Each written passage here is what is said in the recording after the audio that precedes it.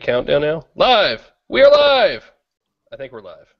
Hey there, everybody, and welcome to the Android Central Podcast. It is episode number 158 for Friday, November 1st, 2013. It's November already. Welcome to the show. We got kind of a big one this week, so this is going to take a little while. I got to raise my chair up just a bit. So, hang with us here. We got Alex Doby showing off his Nexus 5. Hey, everyone. We got Jerry Hildenbrand. Showing off nothing. Andrew Martinick, who's just showing off his sexy self. Oh, yes, absolutely. And I am Phil Nickinson, editor of AndroidCentral.com. Real quick, before we get into the huge news, guys, I did want to take a minute and say hey to all the developers we met this week at the Samsung Developer Conference. Can you believe that was still this week? I know. Yeah. Andrew and I were in San Francisco for a couple days, and it's like it feels like it was a month ago already. But man, I had fun. It'd been a long time since I'd hung out with developers like that. Just because Google I/O has been kind of different for me the past couple of years, but almost going all the way back to like the Honeycomb event in was that 2011? So I don't know. That was fun. I had a good time. I didn't really know what to expect. It was Samsung's first developer conference, and it wasn't like a big Samsung indoctrination, at least for me. So I mean, it was surprisingly good to me. I don't mind saying that. What do you think, Andrew? It definitely, I think you're right in saying it didn't feel like a big Samsung kind of corporate-y type production. It felt really, really personable and flat. You know, you could just kind of walk up and talk to whoever you wanted, and it just felt a lot like a developer conference should. What do you think, Jerry? I'm going next year. Yeah, you think so? Yeah. The stuff that we didn't showcase, I guess is the word I'm looking for on the blog, that hardcore nerd number stuff. I love that stuff. There was, there was some interesting stuff there. The multi-screen, basically their version of Chromecast. Mm-hmm. But we still don't know if that's going to use the same protocol as Chromecast, right? Right. We can't get an answer. I'm 90% sure. It looks like it does. Yeah. Everything displays in the same place that it would if it were using that protocol. Right, and everyone's like, oh, it's the same icon, and so like you see Pandora update, and oh, it has the icon, it must be Chromecast. I'm like, hang on, it might not be, and okay, it's Chromecast. So by the way, Pandora has Chromecast. Yeah, I mean it was interesting. It was really cool meeting a lot of the developers. Like I met the Tom from Loud Crow, which makes a bunch of kids apps out of books that my kids read. So that was a lot of fun. That was really cool. Yeah, I mean I'm surprised there weren't more press there, but I guarantee you next year is going to be bigger. And Samsung's already talking about going bigger. It'll be interesting to see what happens to the smaller DevCons because you've got like DevCon and DroidCon I think in London. And so it'll be interesting to see what Samsung does. I mean, I don't think they're trying to kill any other DEF CONs, but they had 1,300 people at this one out of the gate. It's pretty impressive. I just wish somebody would start holding developer conferences in Washington, D.C. Yeah. Hint, hint. Man, we haven't done anything in D.C. since I've been in this job, and I love D.C. It's one of my favorite D.C. is a kicking place, man. Yeah. All four of us need to go. It's one of those American cities that I don't feel bad feeling like a tourist in because everybody kind of is. We'll hold our own DevCon. Maybe we will. Maybe we'll do that. The Georgetown Pub Crawl Drink Con. LloydCon. I like LloydCon. That's me. No, so we had a good time. Definitely do it again. If you haven't seen all the coverage, we basically did interviews for 3 hours straight for 2 days with anyone who would stop by. Cisco, a bunch of smaller developers, people involved with the event. So it was a lot of fun. So go check it out at AndroidCentral.com/SDC13. It's all living there right now. And I think I've got one more video to put up, maybe later tonight or tomorrow. So that was fun, but I wanted to mention that before it gets buried in all the Nexus and KitKat news that we're about to launch into. So cheers to everybody who helped put that on. It was a good time. God, I can't believe that was just this week. Yeah. Getting old. All right, so where do we want to start? Nexus 5 or KitKat? Nexus 5, Alex. Yeah, let's start with the hardware because that's really kind of surprised me about this. We've seen pictures of this thing for months now, what seems like months, and it's I remember sitting in a bar in Germany in our hotel, and Phil brings across the picture of this Googler holding it like this, and we're looking at it, and it has this big Nexus logo on the back. And since then, it's just kind of been building with all the leaks that we've had. I like it. The hardware has really pleasantly surprised me about this thing. It's soft touch, but it's very, very soft touch. It's definitely plastic done right. If you're worried about it being glossy, Samsung Galaxy S4 style, definitely not the case. It feels really well built. It's a premium device, definitely. Let's just see. The screen is a big improvement over the last generation of Nexus as well. So we had kind of a, I don't want to say washed out, but it was darker and less vibrant than it could have been. And that's just completely fixed this time around. I don't know whether that's through tuning or whether that's through the panel itself, but it's they come on leaps and bounds, I think. Can we run through the just the big bullet points real quick? Sure. So it's a Snapdragon 800. No. Back up even further. So we've got. Okay.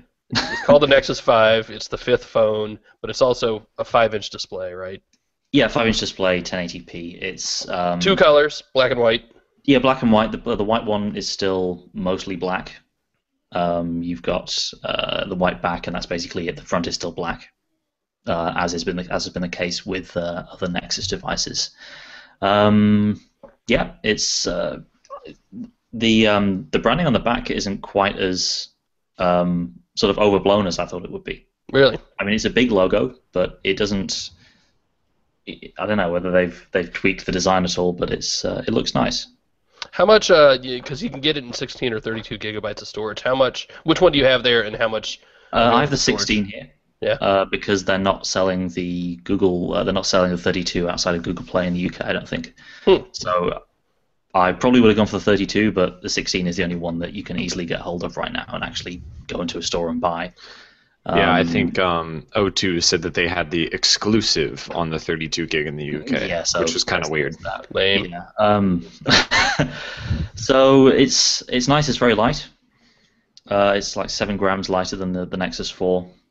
Feels really nice. It's turn the screen on. You can see bezels either side, very, very thin. It's a little bit chunky at the top and bottom, but that kind of makes sense because you can't really reach that area comfortably anyway when you're holding it. So it makes sense to have the screen starting there, if you know what I mean. Well, and you need somewhere to put all this stuff. If you want to make it you need somewhere to put all this stuff. Yeah, if you want to make the phone thin, it's going to be a little taller with a bigger bezel. Right. Definitely, yeah. And so, I mean, the outside of it, pleasantly surprised. The soft touch plastic feels really nice. You've got this gentle curve that goes around the back and joins with the bezel around the outside there. And the front is completely flat, unlike the Nexus 4. So the M4 had kind of a raised edge to it. This is completely flat all the way across. And it's nice, unassuming, but nice looking. All right, so now the kind of more techie specs. So yeah, the usual stuff that you'd expect from a high-end Android phone, basically. Snapdragon 800, 2 gigs of RAM. The camera is a bit of an unknown quantity right now. It's an 8-megapixel camera on the back of this thing.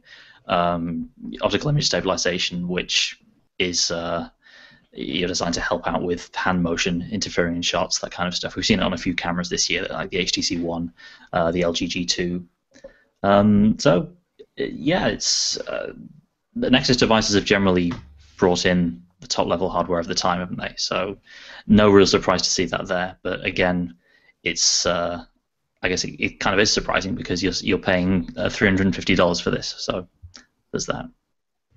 All right. So yeah, the price $350 or $400, just based on what you've played with already, and you've had it 8 hours, is it easily worth it, and that's outright. So that's yeah. Kind of a no-brainer. Yeah, this is the best value Android phone you can get by a long way now, and it's we'll have to see after spending some more time with it what the battery life is like, what the camera's like, but definitely a candidate for the best Android phone you can buy right now, I think. Cool. I That don't have goes one yet. beyond the hardware. I'm sad. I know it's surprising. I really would have thought they'd try and get 24-hour shipping. Yeah, I don't know. I mean, we've got a review unit on the way to me, but I just don't have it yet, so we'll see. I was very disappointed that in the U.S., the retailers aren't getting them for a while. Yeah. And we don't know what kinda while surprising. means. Because that's what I had counted on. I lollygagged around during the order process yesterday because I'm like, I'm not going through that again. I'm just going to go Friday morning and run down and pay an extra $100 and get it in my hands. No, you're Yeah. not, Jerry. Yeah, You're going to wait 8 weeks now, you dummy.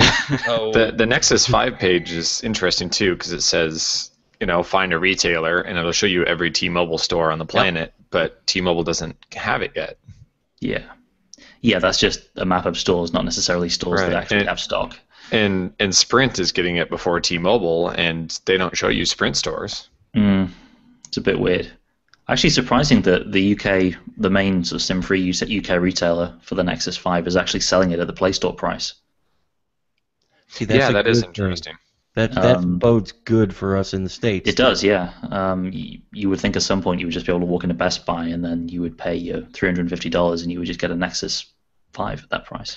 Because we saw the Nexus 4 go on sale from T-Mobile at like $150 markup or so. Yeah. And while they're selling the Nexus 7 at just like a $25 or $30 markup, so hopefully if there is some kind of upsell, it's not huge. you want to go through some of these Q&A questions real quick while I'm thinking about it? Yeah, let me find the tab. Let's see if I can open Q&A. See, everything's moved around again in Hangouts. I know. Well, do you see them when I hit it? When we open it, guys, there's a button Phil needs to hit. We just push cancel. All right, so Ben asks, any update on the next iteration of the Nexus 10? No, don't know where that is. There's some we're pretty sure it's weirdness still coming. going on there, and I am digging into it, and if there's anything I am free to share, we will share it. I think it's probably safe to say sooner rather than later. Yes. I guess. Alex Young asks, how's the Nexus 5 camera compared to other flagships that you've used, Alex? Don't know. I barely had any chance to use the camera on this thing. I posted a couple of night shots on Google Plus, which looked pretty good. Yeah, they did. Compared to your general smartphone camera. Did they get hit with the new Auto Awesome HDR stuff, or? I haven't really played around with that much yet. Okay, because it So I'll almost just- looked HDR-y just real quick when I saw it. Yeah. No, that was just a regular shot on auto. Oh, okay, So. cool. The thing with the camera is it's supposedly a Sony, I forget the exact number, I think it's IMX179. I was reading what Brian Klug was saying on Twitter yesterday, that supposedly that has 1.4 micron pixels, which is sort of a big deal if you compare it to other sort of leading camera phone. The HTC One's 2 microns, the iPhone 5S is 1.5. So if they manage to ship that kind of sensor in a Nexus, that bodes well for low light performance, and I could certainly believe it had that based on the pictures I've taken with it. Well, definitely play with the HDR in the app. Yeah. Because when you backport it to the Nexus 4, you can see a big difference, and it's good. It's not a good picture, but you see a good difference. So I'm really excited to see what. I think we're going to be pleasantly surprised by the camera on this. I want to be optimistic about a Nexus camera because we've had a lot of crappy cameras on Nexus phones. I think it's time we had a good one. Matthew asks, do the volume and power buttons feel cheap or loose? No, and actually that's something I didn't mention, but they are ceramic.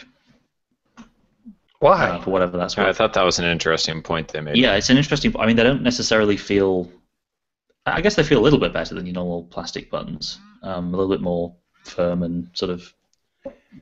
That's I'm trying to think of a manufacturing reason to use ceramic buttons, and I can't.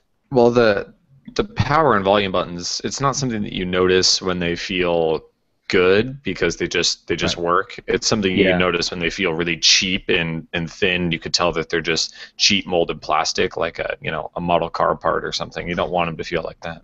And again, going from the Nexus 4 to this, the Nexus 4 has very plasticky buttons, and there's a big contrast going to the ceramic on that. I mean, not a huge point, but it's there. It's something it's a button you're pressing every time you use the phone, so it makes sense to make it out of something decent. I hate you right now, by the way. I just want you to know that. as he refreshes the tracking page for you. Didn't this happen 2 years ago? I think you had the Galaxy Nexus before the rest of us got it. Yep. Yeah. Well, there was that was all the weirdness with Verizon that year, wasn't it? Yeah. Oh, that's right. That's right. So there was like a month and a half where we didn't know when the US was getting it. That's all right. I also don't feel bad about you having to do all the work right now. So. Yeah. I'm trying to think what questions I have. Yes, it does have a notification light. It's funny how anytime there's a brand new like major phone that comes out, you get the same questions every time. Does it have a notification light? How is the speaker? And just these little things that I normally wouldn't care about. And not that I don't care, but it's like these are make or break things for people that I wouldn't normally think are, you know? I kind of want to answer the last point because the speakers are down below. You'd normally think on a Nexus or on a device that's sold at a low price, the speaker would be an area that you generally skimp on because it's a smartphone speaker. You're mostly going to be using headphones if you're listening to music on it, so who cares? But it's actually not bad. There are two speakers down below. There was another phone. Oh, it was the G2. The LG G2 does that.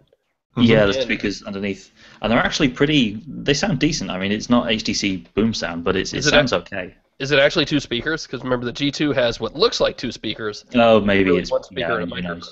They're what look. Cut it open. Cut it open right now. Yeah, just try that.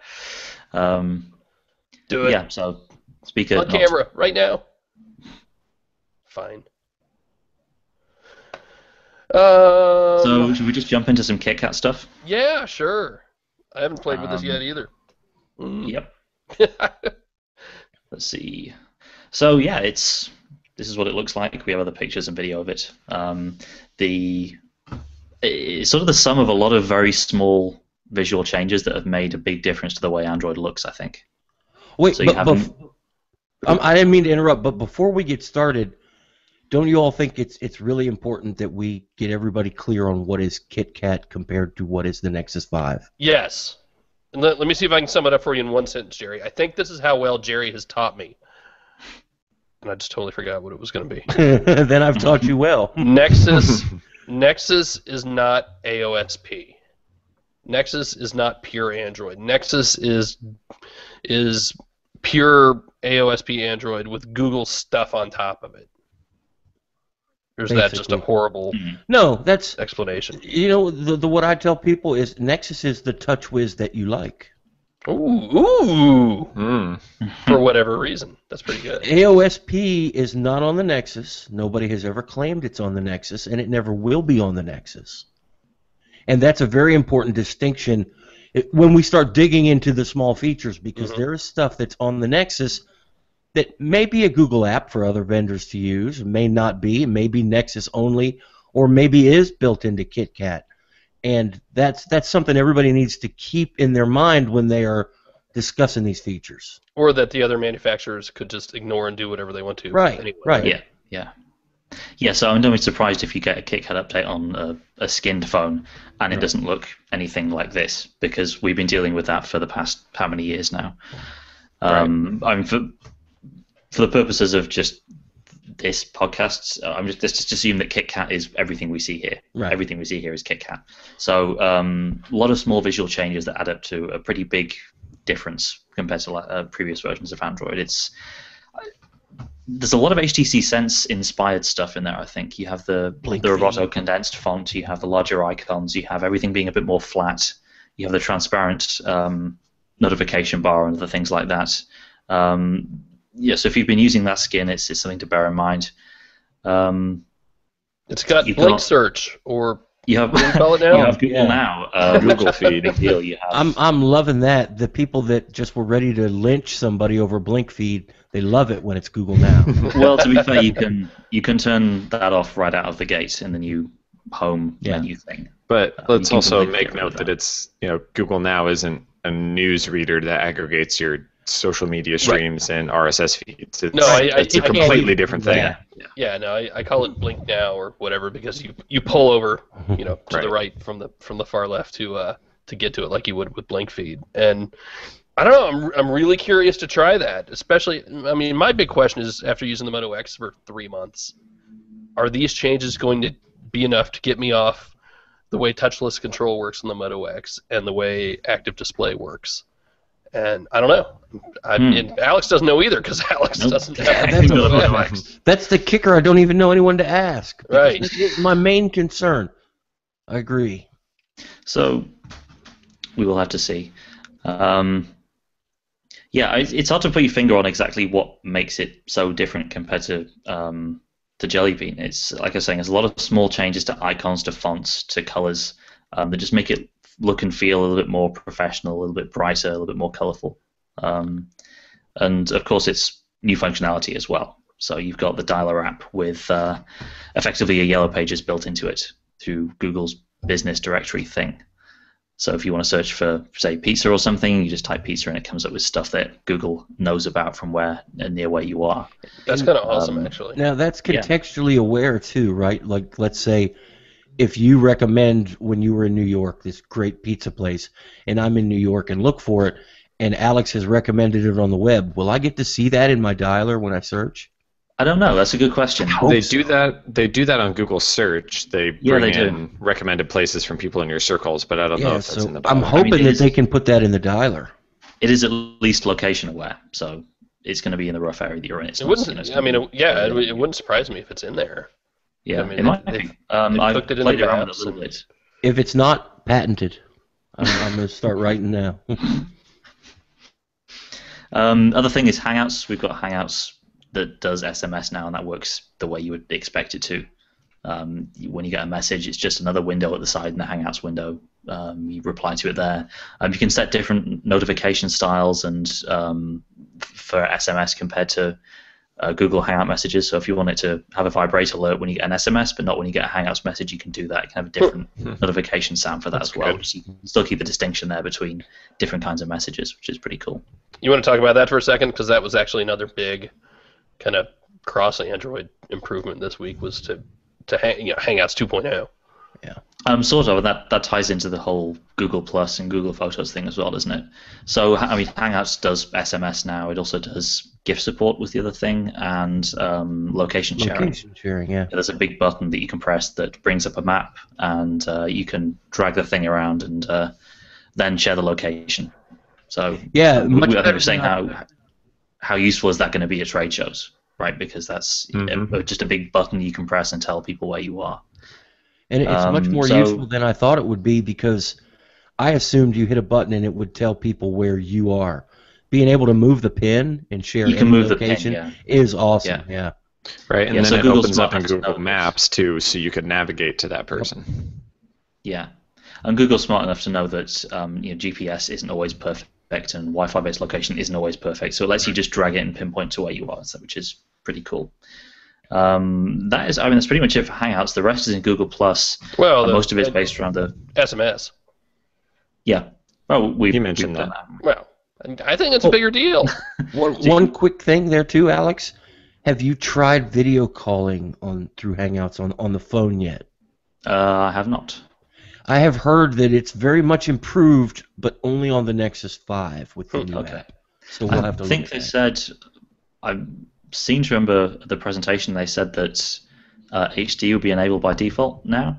So maybe that has something to do with it. Maybe that's it. But I was surprised if that was Nexus only. Love to see. Well, in terms of we're all SMS. just running the build that was yanked out of the phone you have in your hands, so we can't base anything on that. Yeah. I mean, SMS in Hangouts is, it's SMS in Hangouts. It works the way you would expect it to. And it's kind of a big deal because you're getting rid of one of the main staple Google apps, aren't you? But could we talk really quickly about Google Voice before we move on from that? It's coming. You can talk very quickly about Google Voice, but I don't have Google Voice. That's right. Right. That's why I'm going to talk about it quickly. It's not they're not giving us any time frame on when it's coming, other than that it's going to be in Hangouts eventually. They've said that they're going to lock down third-party uses that are against the terms of service in Google Voice, so we don't know exactly which apps those are, but they've put an end date of May 14th, 2014 on that, so you kind of have to think that that'll be right around the time that they're going to transition. You have to assume that that's simply because if they want to play play ball with the carriers and get good integration with SMS, MMS, all that kind of stuff in Google Voice without the shifty forwarding number system that they're using now, that they're going to have to lock down the way that it works with third-party apps. So that's kind of the downside to it. But I think anybody that uses Google Voice now is going to be happy to have an official implementation and lose some third-party apps in order to, have it not suck. Yeah. You know what else is going to happen right around May 14th? Yeah. Google I/O. Yep. You think? I'm sure. Come on. Yeah, Yeah. I mean, it wasn't until June this year, so. Dig into the conspiracy theory, Phil. You know how I feel about those. So, anyways, that's crap, that about Google Voice. Jason Howell just posted on Google Plus, and I didn't realize this yet. You can reply to comments in Google Plus now. Reply to individual comments. Now, if you could link to individual comments. Nice. Sorry, I was excited about that. Excuse So- me. Go ahead. I'm no longer excited. So I think what we've covered. Hangouts, Google Plus. The Google Plus app is the new Google Plus app that everyone else is going to be getting. So again, there's sort of a fuzzy distinction as to what's KitKat, what's just Google apps that everyone's going to get. And we should say that Hangouts is also rolling out starting now That's true, to everybody yeah, else too. So, But the difference on the Nexus is that you don't get the stock Messenger app. Andrew, Hangouts is is it? just the only. Do you know anybody that's got the Hangouts update? no, I do not. I don't think All it's I- rolling out yet. I really all I don't. have is word from Google that it's rolling out Right. at the same. It'll happen started eventually. rolling out as the same time as the Nexus 5 came out. That's all. And obviously, yeah, it is different because it doesn't use the new API stuff to handle messages as a stock app. Only comes in 4.4, and the new Hangouts is for 4.0 plus. Hangouts will have you pull down a new Google Play Services framework app too. So there's that. The other part of Google Plus is the new Photos app, which I think was called G Plus Photos before. It's now just Photos or Google Photos or whatever you want to call it. The standard gallery app is still on there, so it's not completely usurped that just yet. So that's got to only be a matter of time before that happens. But for the moment, you've got Photos and you've got Gallery, which is a little bit confusing. It's designed to let you tag and share stuff. I mean, it functions the same way as G Plus Photos did before. You can tag stuff and share it and create albums and stuff. There's also a highlights section, which works effectively like video highlights on the HTC One. And You have Voodoo. well, I'm just teasing Alex, guys. I'm still we're trying trying to to get work out over. whether that'll be on other phones or not. I think it will. I'm trying to I'd get be over surprised if gallery and photos because this is messaging, messages, Yeah. Messenger all over again. No, because look in your email. Look at all the people ranting. Why do I have to participate in Google Plus to do this, or this? Okay. Can you picture the outrage if Google said, "Well, you have to participate in Google Plus to look at the pictures you've taken"? But All right, you fair enough. participate in Google Plus if you have a Google account. But Okay, you can go in your right. phone and click the button that says, disable. Yeah. You're right. You're right. I agree. So yeah, the video highlights thing is Google Plus facing. You can save it to local storage if you want, but the idea is that you create this video highlight thing and then you share it to Google Plus, and you can actually customize it an awful lot more than I thought you could. It's there are got to be a few dozen different kinds of sounds you can put to it. You have all kinds of filters. There's no sort of hard limits on how long you can make the video clips. It seems a little bit more dynamic compared to HTC Sense, where it was you fixed with a 30-second limit, or unless you use your own music in Sense 5.5. Rub it in, Dobie. Yep. It's so yeah, we were talking about the new stuff in Sense that or the new Sense-like stuff that's in this. There's a lot of visual stuff that reminds me of Sense, and there's also Sense-like features. You've got the way Google Now works now. You've got the video highlights stuff. So it's kind of interesting to see that. A couple quick questions that I guess everybody knows I'm a Moto X fanboy. Guilty. But so people are asking me, and I'm going to have to ask you. Maybe you can clear it up right now. No trusted Bluetooth device. True or false? Uh, if let me check. Yeah. Sorry to put you on the Doesn't look spot like it. this. Okay. Does OK Google wake the phone up from deep sleep? Let's find out. Okay, Google. Okay, Google. No. So, now we've been talking internally about why that's Right. working that way. But there's a lot of confusion out there. Some people say it does. Some people say it doesn't. And the confusion is Google's fault, the way they've worded things. And nobody had the phone when we all were rushing to tell you about it based on what Google shared with us. Now Alex has it. Now if you're a Moto X fan, now you know what is included and what isn't included. So you can stop you can't wake bugging it me. up. You Instead can't bug use it Alex. at lock screen, but it does work in the launcher. Works fairly well from what I've seen too, doesn't it? It works pretty well. I mean, I've got it set to US English because you have to have it set to US English to enable that feature, bizarrely. America. Yeah, it was always that way in Google Now, but now that's just extended to the launcher as well. A little bit weird because it'll recognize speech once you've started talking in other languages. So Be a happy little we strange, don't but do it I mean, Afghanistan style. let's just demo it. Okay, Google. What's the time in Pensacola? If it says beer 30, I'm gonna die. USA is 3:32 p.m. That is correct. Ding, ding, Yeah. ding. I just turned the volume up because it was muted. But yeah, it works pretty well. I mean, the fact that it recognizes me in US English mode is pretty impressive. Now, if you grab it and say, "Okay, Google, help me," it'll give you a list of everything it can do. And on the Nexus 4 anyway, and I realize they're very different. It looks like it will do everything the Moto X will do. You just can't ask it to do it while it's asleep. Okay. I'm curious how big a deal that's going to be. No, it's. I use the touchless control in the Moto X mostly in the car, and that's kind of a big deal, I think. Yep.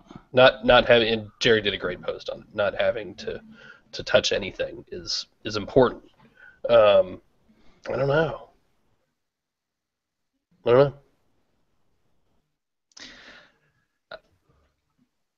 Yeah, I think you miss it when it's charging. You want to wake it up easily. You want to reach around the side for a button. I'm used to using a lot of Samsung phones where you just press the button on the front and that wakes it up. Yeah. So there's the lack of an easy way to wake it. I mean, you can't have everything.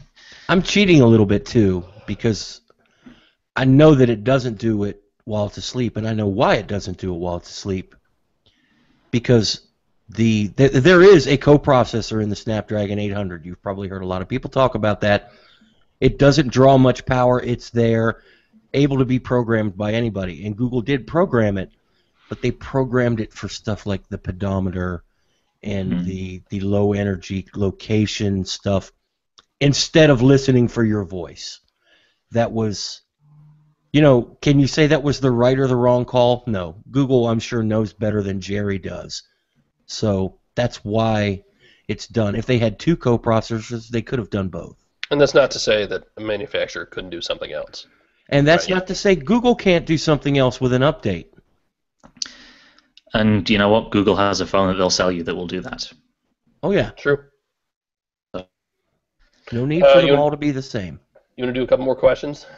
Let's do a couple more questions. All right. Thomas, how have you found the battery life in the Nexus 5 in the first 8 hours that you've used it? I don't know. So I've been using it. That is the correct answer. Yeah, I've been using it. I've been taking videos on it. When I've not been using it, it's been on this wireless charging pad. So I'm going to give it a full run through tomorrow and see what happens. That was one of the things that had me a little bit nervous about this phone was the fact that you had a Snapdragon 800, which other manufacturers have been pairing with massive batteries. The Note, for example, the Xperia Z1, the G2 all have 3,000 milliamp hour plus. This is 2,300. So, yeah, we'll see. But I like the way you just said that when you're not using it, you lay it on that wireless charging pad. Yeah. That wireless charging is built into the back for a reason. Spend the $30, exactly. Buy one, and you never have to worry about the battery because when you're not using it at your desk. Well, you never have to worry about battery when you, Hey, in fact, remind me, You guys remind me, we're giving away a couple Nexus 5s. We need to give away. Let's give away a couple of wireless charging pads we have in the store. Cool. Cool. We will Agreed. have- So Absolutely yeah, do don't know that. about battery life. We'll see. Wireless charging is a big plus. That I'm liking that already. I've not had the chance to use that in a while. Where is that in the store? I don't even see it. No, It's because I've you got found it. no, I've got a device selected. That's why. Sorry. No, that's all. Yeah, I'm more and more convinced that wireless charging is a must. Yeah. Not because I it's think- any better, but because of the convenience factor. It's I agree. it's just Yeah, so stupidly convenient. Yeah. I've noticed this doesn't get ridiculously hot when wirelessly charging like the Nexus 4 did. Yeah, And I guess that's a materials difference because it's plastic and not glass, but Yeah. Yeah, could it's be. still something worth noting. Let's take another question John. or Yeah. two. John asks, how much does the camera housing stick out? I'm worried about scratches. It sticks out a little bit. We got some macro shots of this area of the phone on the side. It's got an edge around the glass, though. Yeah, there's an edge around the glass, so it's like a raised lip around the top of it. I don't know. We'll have to wait and see. I mean, they will have designed it in that way. They wouldn't have overlooked something that huge. We'll have to see. There are certainly phones out there with lenses that are more vulnerable to scratching, I think. I'm not even going to talk about the Evo 4G. In Android 4.4, Hangouts app is completely replacing messaging app, or will it just integrate SMAP to Hangouts? It is, well, it's doing both. It is completely replacing the Messenger app, and it is integrating SMS into Hangouts. That's good, but oh man, the branding is just bad. Yeah, the branding is bad. You think That's that someone who's never used Android before, picking this up as their first phone, Right. used either SMS or text or messaging, and those words are nowhere in the thing that is a key part of any mobile device. You know what? A little bit of a tangent. You know what I thought was interesting this week, and maybe it's just a platform difference. Maybe it's just my mom being weird. But my mom went from that old Samsung. It was a slider on Sprint. I forget Epic. the name of it. The Epic. Yeah, she went from that to my brother gave her a 4S that he just got rid of, and he's like, dude, she found the App Store and just downloaded like 4 pages of apps all at once. And I have to wonder. It could just be my mom, right? But I have to wonder if having the name App Store versus Google Play made a difference there in her mind, as we're talking about branding. I don't know. Have to There's ask also the fact that you've got Samsung apps on the Epic, presumably, because that's a Samsung phone. maybe, I don't know. So you have things competing for your attention as well. I'm trying to remember when you set up an iPhone, isn't the last thing it tells you before it tells you to have fun is to click the App Store icon? I don't remember. Yeah, I remember something like that. Yeah, But anyway, it just used to if it isn't still. yeah, I mean, just thinking about branding, that I don't know. Yeah, I mean, there's no way out of it really. You either ditch the Hangouts branding, or Yeah. you have a separate SMS app, and you lose the draw of getting people into Hangouts. But well, the reason I brought that up is because, Alex, do you remember when you set that up? The last thing it showed you on Google Home was everything blurred out except the Hangouts icon with a big blue arrow letting you know this is how you can talk to your friends and send text messages. Because that's what it That's right, did yeah. when I installed it here on the Nexus 4. I hope it did that on yours too. I'll have to see. I mean, I have to Problem have to solved. factory reset and do it again. I don't remember it doing that. Hey, I want to do one more Q&A question because it's good, and then I want to talk about. I just totally lost it. Where did it go?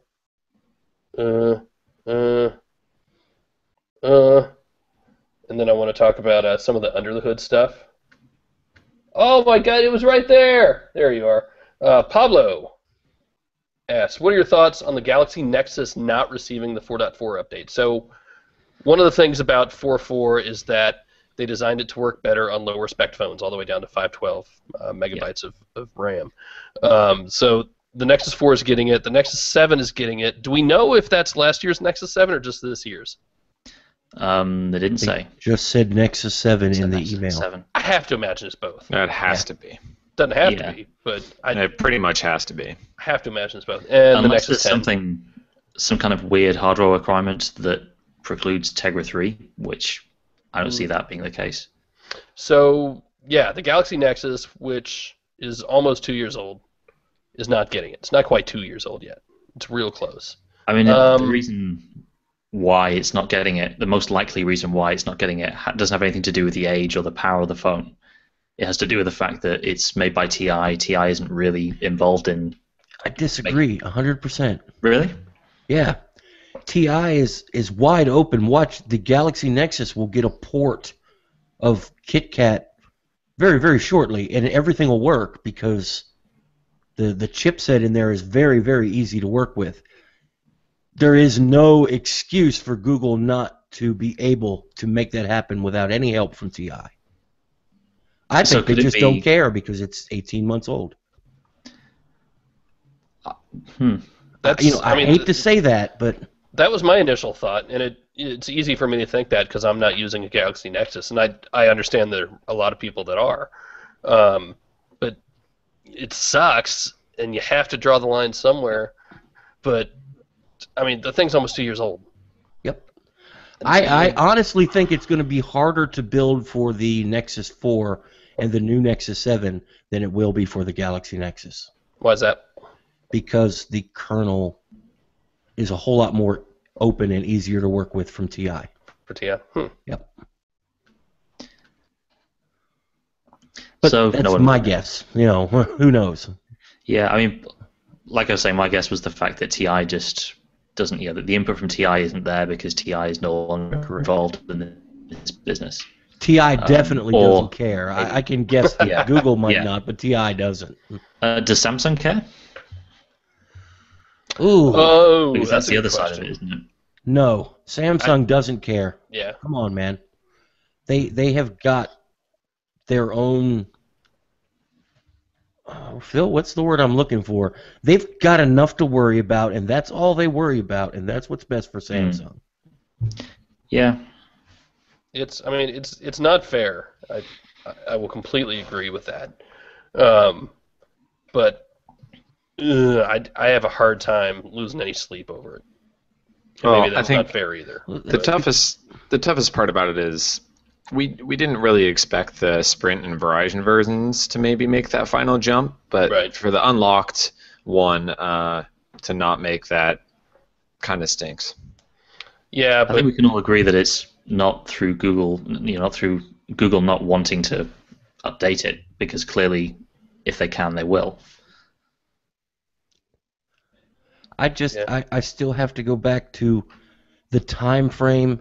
Ice Cream Sandwich was around a long, long time, a whole lot longer than any of the other versions. So the Galaxy Nexus has had a long and productive life, and I think it's just at the end of it. Right. I mean, we saw the Nexus S make it all the way to 4.1, and that was not even arguably a bigger road to move from 2.3 to 4.0 to 4.1 than it was from 4.0 to 4.3. But Yeah, I pointed this out in the post on the site a day or so ago that when the Galaxy Nexus launched, the phones that it was competing with in the high end were the Galaxy S2 and the original Razr and HTC Sensation and devices like that.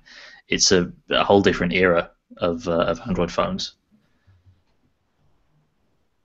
do you think like 8-10 months from now we're going to be reading stories? Right now you see stories. Gingerbread is still hanging around. They can't get rid of it. Google would love to get rid of it, but it's tough to, and blah blah blah. Do you think we're going to have that problem with ICS, or do you think ICS was designed in a way as to, you know what I mean? Like some of it's the hardware that Gingerbread is on, and obviously with KitKat, they're trying to future-proof some of the stuff too. But do you think Ice Cream Sandwich is going to get panned in that same sort of way? Sure. Yeah. Phil, I don't think- if I make a device that retails for $97 on eBay, Mhm. I don't give a damn about updating it ever. Take Come the money on, in. man. Yeah. and those devices are going to be held onto for a long time too. Sure, Yeah. because they still do what they did when you bought them. They haven't gotten any worse. And because they don't get the next greatest new thing doesn't make them not worth having. So I kind of agree with you there, but I think the version that's going to stick around is going to be Jelly Bean. Probably. Probably. That's because there are so many Jelly Bean devices Yep. that it's just going to, by nature of the fact that the volume of them is so huge, it's going to take so long for them to get up to 4.4 and beyond. I have another question for you guys. Now that Google Now is kind of integrated, and that's not kind of integrated, it's integrated into that home screen into the launcher. So, I mean, I see people freaking out about it, and I don't care. You can turn it off. Cool. Well, yeah, turn it off, but good. Like I mean, it was you're always adding kind of functionality. integrated. Yeah, but now it's really integrated, and good, I say. I mean, that's more functionality. If you don't want to use it, turn it off. Or I still don't know if I'm going to use this new launcher. I might still go again. It's going to take a lot to get me off Action Launcher because it's doing the right things for me. I mean, And that's that's the fine. whole point. Is that I mean, if you had a Nexus device before, you've always had the Google search bar planted on the top of your home screen, no matter what, unless you switch the launcher. So it's the same exact thing now, except for Google even does you one better and lets you turn off that Google Now full screen And the same panel. the same people ranted about Google adding the search bar that are ranting now about Google Now being baked in. It's so Damn it. easy to just install a new launcher. If you spent the time to install a new launcher instead of complaining, we wouldn't have the discussion. It's time to realize that Google makes all their money by you doing searches through Google. They're going to do everything they can to make you do that. They're a business. And the one thing that is a little bit odd about the way it works now, the shortcut to swipe up to Google Now still works. So if you're at the home screen and you then swipe up, it kind of goes across like that. Oh, that's neat. weird. Yeah, which is a bit weird. So you kind of thinking to yourself, if you're in an app and then you swipe up, it does the usual thing. At first I It's thought a that bit was weird. kind of redundant, but then Yeah. I noticed that if you're in an app or if you're two home screens over, why should you have to swipe over twice when you can just swipe up once? Yeah, but then it's a case of if you're thinking you're using it, okay, where does Google Now live? Is it over there? Right. Is it down here? And you swipe it in, it comes in from It which lives direction? It's everywhere. odd, yeah. Google is an octopus. Well, you had that issue before too, which you could swipe up to get in, or you could just tap the search bar and you would be in as well, or you could launch the Google Search app from the Yeah, true. App Store too. So it's always been kind of confusing, and I think that at least putting it on the launcher makes it less confusing, and because it's not hidden as much. It's always that swipe away when you're on your home screen. It's funny to think that there got to be about 4 or 5 different ways from the launcher that you can actually get to a Google search now. Mm-hmm. Yeah. You can say, okay, Google, you can swipe up, you can swipe to the left, you can tap the search bar, you can create a shortcut and go into the app directly. I just know I'm confused because 30 days ago I was told that users don't like to swipe to the left to get to Spotlight search, and now somebody's telling me that users do want to swipe to the left to get to search, so I don't know what to think. But they also, I see where you're going, and also iOS, you swipe up anywhere on the home screen to search now. I was just making a bad joke. No, but I'm saying, yeah. So who stole from who, right? Yeah. Do you want to take a couple more questions? Sure, and then I do want to go through some of this back-end stuff because there's a lot Sure. of really good stuff there. Do you think Verizon will get the Nexus 5 next year? No. No. and we've said it before, that's not necessarily a bad thing. And next year, why would you even? Well, whatever. Yeah. There are some cryptic remarks. I think it was The Verge that was talking to someone at Google. They were saying that Verizon isn't going to get any of the current crop of Nexus stuff, but they will get some kind of other project next year. Right. Well, that was Motorola is the exclusive partner for Droids on Verizon. I will tell you what official word from official contacts at Google to me personally for the past 2 years has been Google is always excited to work with Verizon, and we will work with them to get our newest and greatest products with the biggest network in America. No, sure. That's the official word, guys, and I believe it. Google would love Verizon to sell the phone, but Verizon doesn't want to. Let me just throw this out there as a reminder. Verizon and the HTC One. Yep. So think about that. Ezekiel asked, does the Nexus 5 take a micro SIM? Yes, it does. Yay! Except Yeah. I've already cut all. Yeah, mine. so it doesn't. I think the G2 takes a nano, doesn't it? Yes. Yeah. Or no, No, G2 the takes G2 micro. takes a micro. It's the X that we all Yeah, cut Moto, our SIMs. I think Okay. Moto X is the only Yeah. Android phone I know of, I can think of right now, that takes nano. Yeah. So I kind of think it's probably just for accessibility, right? Yeah. Could be, yeah. Maybe they realize that Most people still have micro. Michael S., how the hell does an English guy get an American phone before anybody else? It's a Korean phone. Right. Assemble the Yeah. troops. It's a Korean phone. All right, I want to go through some of these back end things, and I'm just gonna. Google always does a really, really good job listing all this stuff. So, and I'm seeing people like rewrite them, and that's fine. But I'm just gonna read it straight off Google. So, making Android for everyone. Trying to scale it down so it'll run on lower end devices and run well, and that's a good thing, I think. Right? That's gonna keep cheaper devices on a more current version of Android.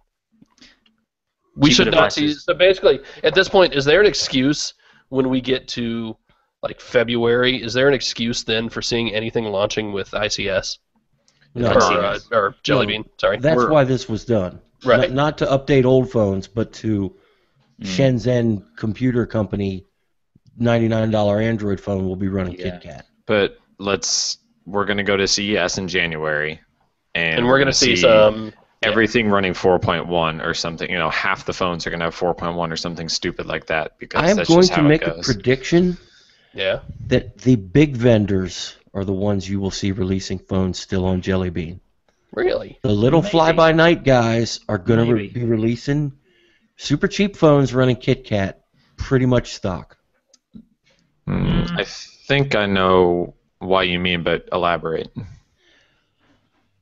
If I'm going to build a phone that I'm only sinking, enough R&D in because I realize I'm only going to get $5 profit per handset, I'm going to go to what Google has built that will work. Do whatever I need to do to tailor it to work with the specific hardware I use, which is not going to be anything fancy. Hit the button and go. Whatever the current is, whatever's there, I can go to the page and Google tells me, install this, type this command, go, and in this folder you'll find the build to flash to your phone. That's what I'm going to do. Maybe, but if you look at an established player like someone like Samsung or HTC, Correct. they already have their builds that are based on 4.2 or 4.3 and their own software. That's even more convenient for them because they just pull it off their own servers or whatever Exactly. and bake it onto a cheap phone. And that's why you have. New NFC stuff. Can somebody explain host card emulation to me and why I care and why Google Wallet might finally sort of be decent? So I dug into this a little bit because there was kind of like the, oh my gosh, it's happening kind of thing. Google Wallet's going to work on any phone anywhere in the world. The problem is right now, so at the base level, KitKat removes the necessity for a secure element, which was part of the hang-up of Google Wallet before because they wanted to trust that the phone is what it is. And now with host card emulation, you're going to be able to tell your phone with an app or a service to make something else think that it's NFC card XYZ. So you'll be able to download an app that makes your phone tell a card reader that it's your PayPass credit card. You're going to be able to tell it that it's your prepaid train or bus card that you tap at the terminal. It's also going to be able to emulate a card reader. So presumably you could use a phone as a card reader the way that somebody uses like Square Reader right now to swipe a credit card. Presumably if enough people are using NFC, you could have, as a merchant, you could be the reader and the person with another NFC phone could be the card and you tap your phones and then payment's made. So on the most basic level, that's what's going on, and that's really good because having the secure element restriction just caused all kinds of issues, and people have problems with wiping their phone without deactivating Google Wallet and all that kind of crazy stuff. But as far as Google Wallet goes, it still requires a US SIM card to be inserted in the phone because they just haven't figured out the payment processing or anything in the rest of the world, and they just don't want to deal with that. And furthermore, if you have a Nexus 4 or a Galaxy Nexus now and you pick up a Nexus 5, there's nothing more that you can do with Google Wallet now than you could before. The carriers that supported it before, the carriers that supported it or support it now in the Nexus 5, the devices, the old devices that are supported on Sprint, a lot of Sprint devices are supported. Some AT&T and some T-Mobile devices support it. Those phones, we don't know how carriers are going to take 4.4 and the new dropping of a requirement for secure element and get rid of it because they like ISIS for, maybe. You don't know how that's going to work out. So I'm not ready to just sing the praises of how it's going to work without the secure element quite yet, but I'm extremely hopeful that it works the way that they explain. I just tried it. It doesn't work on mine. Validation. Why do you hate America? Yeah, bizarrely, it is on there. If you find it in the market, you can enable it, but then it doesn't do anything. Right. So, so this is different than the fact that Google Wallet can now be downloaded anywhere because you can use it to send money and just look at your Google Play order that you made with Google Wallet. This is different, and Google has a great view of the future of how it should work, and that nothing is absolute in this industry if you've paid attention for any longer than a week or so. So I now have a tap and pay section in the settings on this Nexus 5 in Europe that contains nothing. Fine, be that way. There's such teases. That's an interesting side, Phil. I'm just going to take 10 seconds. Yeah. Your phone was designed to work everywhere but America, but it has quite a few things in the software that do nothing unless you're in the U.S. and on Sprint, which is a huge deal, a good deal. Mm-hmm. Yeah, so we haven't talked about that yet. That the models and builds seem to be pretty much identical, if not identical.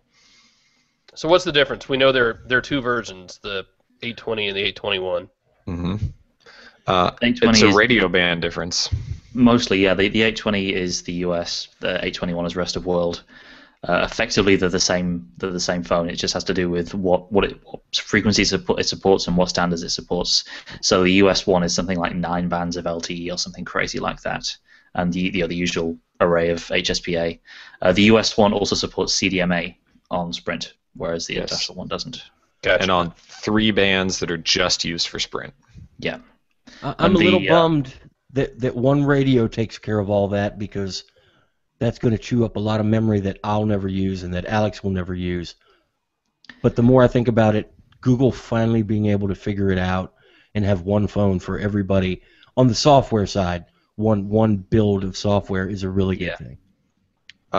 So the differences are, we should say that if you do get a US version and you traveled to Europe, you're going to get GSM and HSPA, probably not LTE. They overlap on like 2 bands, so depending on the country and where you are, they use obscure bands, which is why they actually have a full different set of bands. That all of the WCDMA, the GSM bands, don't overlap perfectly either. So, but the basic ones are there. The reason why they have the rest of world one is so that they can, cover everybody with one. I'm actually kind of surprised they managed to get the 820 and the 821 out at the same time and have a single launch date. Yeah. That's no small achievement. Right. Let's talk about this printing framework. That's actually kind of a big deal, although I can't remember the last time I printed something. Yeah, exactly, yeah. I mean, it's impressive. The thing I'm going to use it for is saving PDFs. Explain to me what it does. Well, it's not quite a sharing intent, but it can be built into different apps. You have a print option here in the browser, for instance. You can print off any cloud printer that supports HP or Google standards, and you can also save as a PDF. And that's effectively just like going file print in a browser. You can set your number of copies, color, orientation, that kind of thing. That's pretty awesome, actually. Yeah. Yeah, the save as PDF part really makes that something I care about. Yeah. A new storage access framework. That doesn't sound like fun at all. Well, install the Box app. You'll think it's really fun then. Yeah, I'm not sure if Dropbox supports it yet. I guess not, since they didn't show it. But it's basically the way you imagine you're uploading something to the web, and you have a unified file finder thing that pops up that lets you find files from various sources on your computer. That's the same, but for cloud storage that's plugged into your Google account or your anything else account, your Box account. I was kidding, and it's actually really cool. So yeah, so like Box or Dropbox or Copy, like anything that uses it will show up like any other storage on your phone would. And that's pretty awesome. That's very cool. That's 5 years from now, or my kids are gonna be like, Dad, you had local storage. How the hell did you guys do it? You had different kinds of storage. That's Android following Chrome to make it where storage just looks like storage, even if it's not the same. We talked about the low power stuff. We talked about SMS, full screen immersive mode. That's kind of cool. Yeah, there aren't many things that I could find that actually use that. And there's sort of a blurry line between going into certain video things on a phone with virtual buttons, and the buttons will disappear. Immersive mode is something slightly different, and it's something that you can enable in your app specifically that so you can have it so that it exists in a normal mode with buttons at the bottom, a notification bar at the top, or you can then make it go into immersive mode, which will just get rid of everything and just show you content. Right. And the gesture to get back into normal mode is the same as it is on Samsung phones. You swipe down from the top. Translucent UI. That's kind of cool. So the nav bar can be clear. Chromium Web View. This is kind of important, right, Jerry? Yeah, and I'm not so sure that it's a good thing yet. Uh-oh. Why not? Well, install Chrome on your Nexus 4. Yeah. And compare it to every other browser, and look at how slow and choppy the web view feels sometimes. Okay. And if we're putting that into our apps, our app developers going to have to fight that like they do in the browser. I mean, I could be dead wrong. I haven't seen anything with it, and I don't know a lot about how to write and build web views into apps.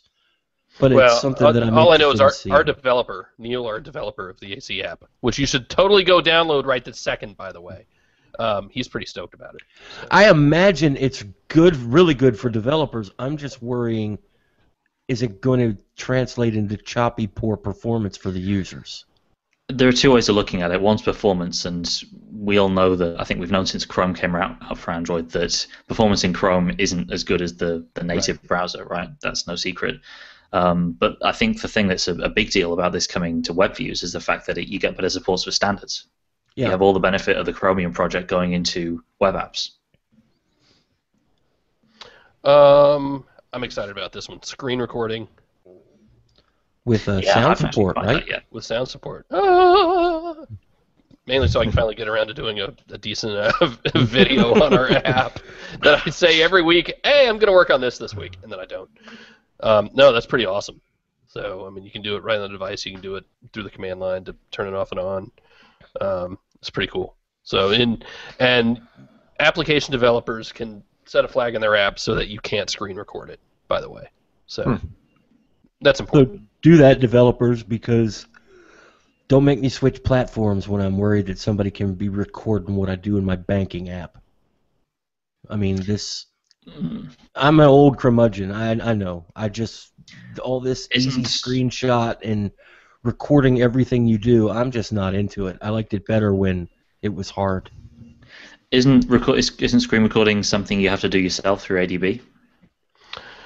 I haven't tried it yet, but it says you use if you plug it into your computer, you run an ADB shell, and then you pull the file. Yeah. Sure. Oh, well, that's okay. That's the hard way. I'm all for it now. Never mind what I said. It says, it's not like a screenshot. You have to use ADB commands on your computer. Okay. All right. Well, that's good. I'm fine with that. I'm completely So am I. If you have my phone hooked up to your computer, I'm screwed anyway. A really, really long USB cable. Yeah. What else? Resolution switching. All right, now we're getting into the really nerdy stuff. Yeah. I'm just like, a whole bunch of really cool audio stuff. Wi-Fi certified, Miracast, whatever. If you watch that Android 4.4 design video, where they kind of go through the new features, going back really quick to the translucency and stuff, they really talked about app developers using their own colors and the way that KitKat has kind of gone more white and grayscale to like make the apps that have their colors really stand out. So they're really pushing to not have so much hollow blue just everywhere. So, the way that they use Google Play Music as a good example of like having a consistent color and brand with the orange, and saying that like if you have a widget or an app or something, it can just be separate from the rest of the system. It doesn't have to look the exact same. And having translucent bars and having your backgrounds bleed under the bars just is part of that. Yeah, it's a good thing they've gone away from the blue, I think, by a long way. And Android's kind of an oddity in that its whole stock UI has been based around very strongly around this one color, and there's no other OS out there that's really so focused on just one color scheme. A lot of them are the way KitKat is now, which is very, very neutral. So you have whites and grays, and color flourishes here and there, but generally it's it's not shoving one particular color down your throat. More Bluetooth stuff. IR blasters are built in. We knew that was coming, I think. Support IR blasters. Don't put IR blaster on your phone. Google smack. But what does that mean for the Google Play Edition, HTC One, and GS4? That means that's the phone you should buy if you want to develop IR blaster applications. Yep. Yeah. And that's a shame because it's, what, $260 more? Let's see. I'll jump in and answer a question on the Q&A thing for a second. Evan is talking about how is it easy to control whether you're in HSPA Plus or LTE mode. And I've actually just been looking. I think this is new, or maybe it's just the way it's worded. But there is a network mode thing under mobile network settings. You can just select 2G, 3G, or 4G. Cool. Well, and before you could select to turn on 2G, and those were your only two options in the Nexus 4. Yeah. So you got 4G in there as well. No. That's Jerry's fishing mode. Use 2G only. Save that battery. Really? Yeah, well, if you go where I go to go fishing, Sure. you're happy if you see 2G. All right, I think that's kind of all the back-end stuff I'm going to talk Well, about. no, there's two things I want to talk about for the nerds. Oh, yeah. Smaller heap trees. Now, we called them heap trees back when I was in school. They may have a new hipster name now. That and I forget which word they're using. It's not linear. It's serial launching of background services. Oh, yeah, that was interesting. Those are two really nerdy things that don't make a lot of sense to you unless you're getting in there trying to optimize the footprint of your applications. But what they will do is when you open your app drawer and you hit an application that doesn't have a splash screen and your screen goes black and you're waiting for stuff to happen, this will make that less nothing going on. It'll increase battery life in theory because it'll help with garbage collection. It is a very good change and probably a very big part of Project Svelte. Gotcha. So those were important to me more than anything else I saw. And you talked about SE Linux last week, right? A little bit, yeah. It's something we better get used to. And Sure. the people that want to help you work around it, if you don't care if your phone is secure, they have it under control. And that's actually changed to enforcing in KitKat now as standard, isn't it? I do believe so. So there's that. So I kind of want to wrap up Nexus 5 and KitKat. I mean, not that we're never going to talk about it again, but we're going long this week, and I still got stuff I want to talk about. Yeah. Give me a phone! It's coming. I can be patient. I can make Alex do some work in the meantime. It's the best value phone you're going to get for a very long time. Probably, yeah. And it's a fantastic phone in its own right, even among other high-end phones. You're going to go take some pictures this week, right? Like with the phone? Yeah, with a phone. Yeah. Yep. Okay. What else? Hey, so Google Glass opened up invites to people, and I'm now a glass hole. I don't know how I feel about this. I'm still turn on.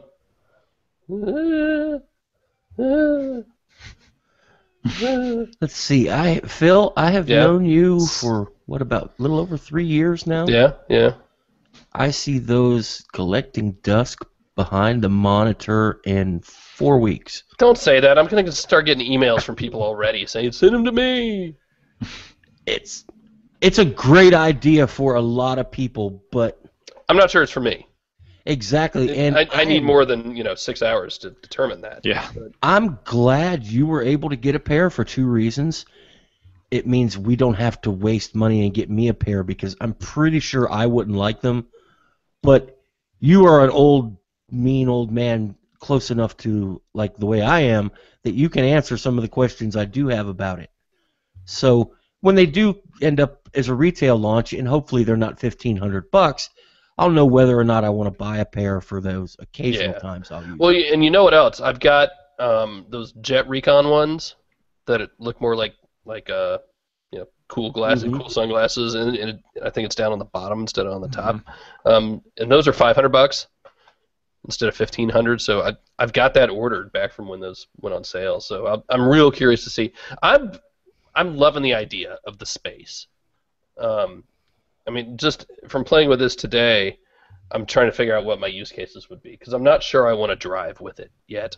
And I know we all saw that post over the weekend from somebody saying, oh, I got a ticket for wearing Google Glass.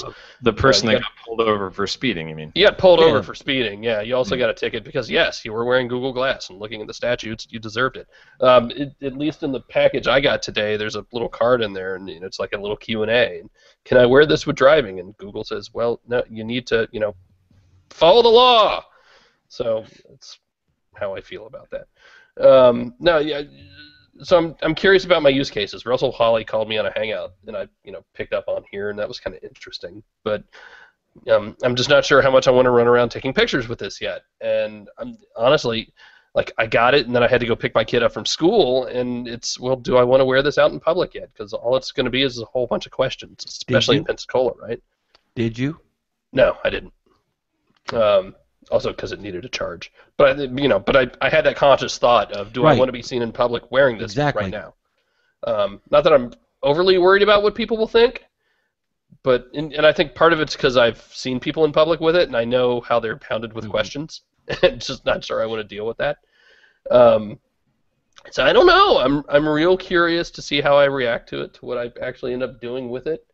I want to make my wife wear it because she'll look a lot better in it than I will, for any number of reasons. But I'm the curious to picture see what she she takes thinks. will be of you. Yeah, all right.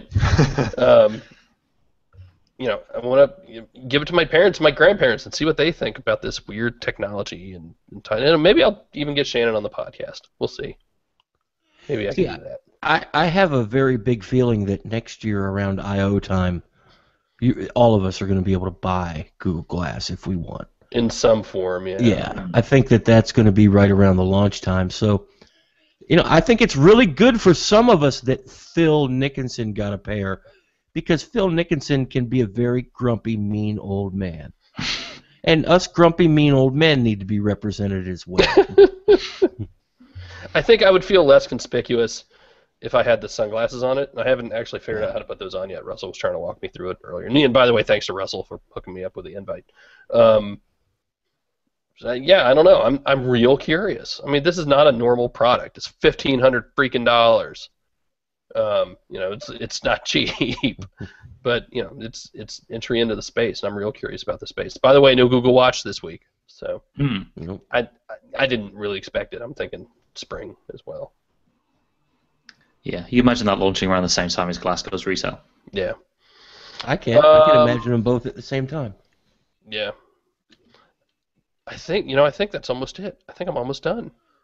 Anything else we need to talk about? I got 3 emails if you guys want to hear them. Always. Remington writes, now that Nexus 5 is out, I wonder if the US version will work in South Korea on GSM and LTE.